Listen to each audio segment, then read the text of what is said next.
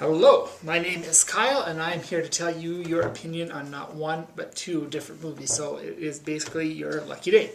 I'm going to start with Thor, which Amanda and I saw about a week ago. And of course, Thor is a Marvel Comics live-action movie, I guess based around the mythical Norse god Thor and his hammer. So of course, Thor is the son of Odin. And this movie starts out on their home planet, I guess because he is technically a god. And Thor is hanging out with his buddies. He's basically about to be made king. Odin's going to step down and go into retirement, sort of a Freedom 55 type of deal, assuming his portfolio wasn't hit by the market crash on Earth. Anyways, he's going to be named king. As it turns out, some of the baddies sneak in to their planet, attempt to steal this thing that kind of looks like the Allspark from Transformers, but I guess is not. Anyways, Thor gets all riled up, being that he's a young guy, gathers up his friends, goes and kind of almost starts a war. Sort of does start a war with their arch nemesis.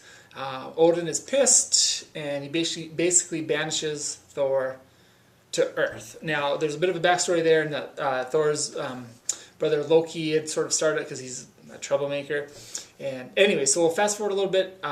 Thor ends up on Earth, conveniently falling to Earth right near scientist Natalie Portman. I said that again, scientist Natalie Portman. Her assistant, Kat Dennings, always kind of rubs me the wrong way, and her Natalie Portman's partner, who was played by Stellan Skarsgård. He plays a fellow named Eric Skelvig. Now they're there investigating sort of, I guess they're astrophysicists or whatnot, so they're just kind of looking up at the sky. And anyway, so there's a brief, I guess, fish out of water type scenario initially where, Thor's not really sure where he is. He's on Earth, and he's found that he's lost his powers.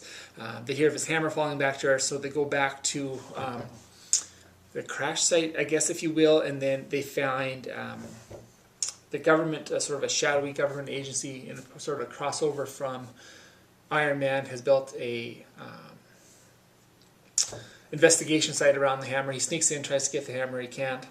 Anyways, his friends come back. He gets eventually gets his powers back by kind of doing the right thing after his brother sends. His brother, meanwhile, back on their planet, has sort of put Odin sort of into a coma, I guess, and assumed the throne.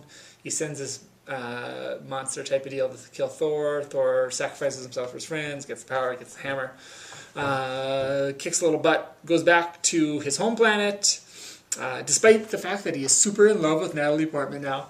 And anyways, fast forward, sets himself up for a sequel. He can't quite get back to Earth. Turns out he can, but I mean, I guess that's where the sequel's going. So that's the plot without giving too much away.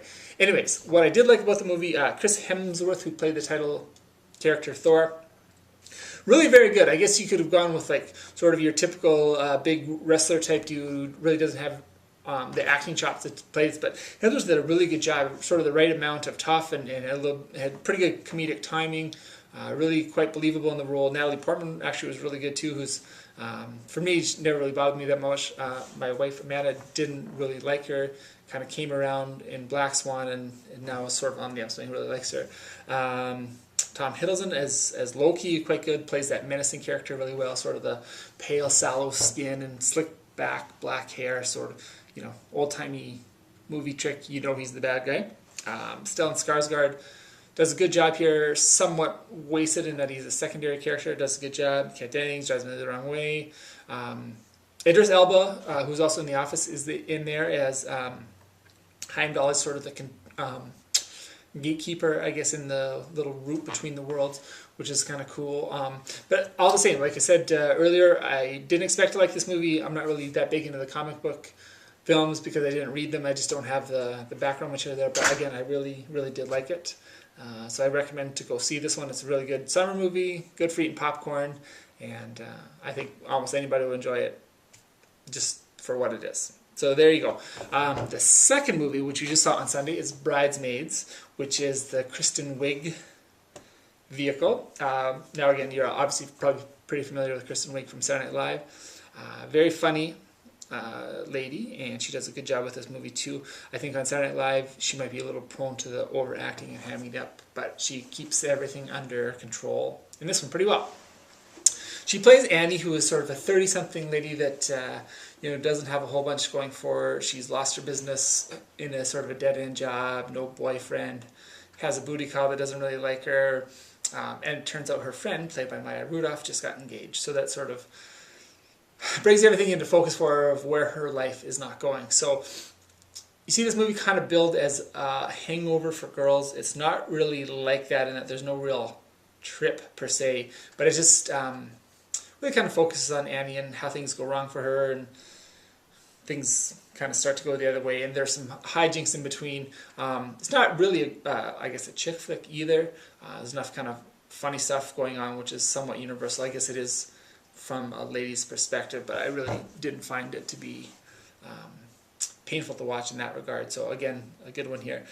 Everything kind of wraps up nicely at the end, and the stuff in between is obviously what you go for, which is comedy. So the story itself is, you kind of know where it's going. It's going to wrap up well. There's some dead end stuff in there that had a good start to it. Would have been a sort of funny storyline, but was abruptly stopped. But I mean, it is what it is. So again, Kristen Wiig, Maya Rudolph, Saturday Night Live alums, a lot of different people from The Office show up in here. Ellie Kemper, the guy that plays the security guard, Earl, maybe has a sort of almost a cameo type of deal. Melissa McCarthy, who plays Megan, is really very funny in there. Rose Byrne plays Helen, sort of the foil to the Kristen Wiig character, and all this kind of wedding planning business. She's the one that sort of pushes Wiig over the edge, and yeah, she was really good too. Even as the bitchy character, she still comes across as mildly sympathetic, and she's still smoking hot in there too. Chris O'Dowd from the IT crowd plays the love interest, the actual love interest to Kristen Wiig, as opposed to John Hamm, the booty call. And John Hamm is hilarious. You never know it from watching Mad Men, but his comedy is pretty bang on. So again, another one I would highly recommend seeing. There's enough comedy in there to keep anybody interested. Like, dudes, if you want to go with your girlfriend or wives, don't think it's a girl movie because it'll keep you going. I forgot a little appearance at the end by Wilson Phillips, which was fun. And as a young kid, I kind of thought the brunette was the hottest, but now I think I've switched over to the blonde. So just in case anybody needs to know that, Wendy McLevin-Covey from Reno 911 is in there, and she's very good too. So she's always very funny. Plays that sort of somewhat jaded 40-ish type woman very well. So again, go see this one. If I had to say anything negative about it, I would just say at the end of the movie, you think, again, it's funny. The story is pretty basic, but kind of ends up happily. It had somewhat of a feeling of a bunch of Saturday Night Live sketches sort of sewn together somewhat haphazardly. I mentioned there's a couple storylines that don't go anywhere, but again, not a big deal. It's certainly funny enough, and you're not really expecting rocket science or an Oscar-worthy movie here, so just kind of let that stuff go. And yeah, go check it out. I think everyone would really like it. So we'll get Amanda back for the next one, and talk to everyone later.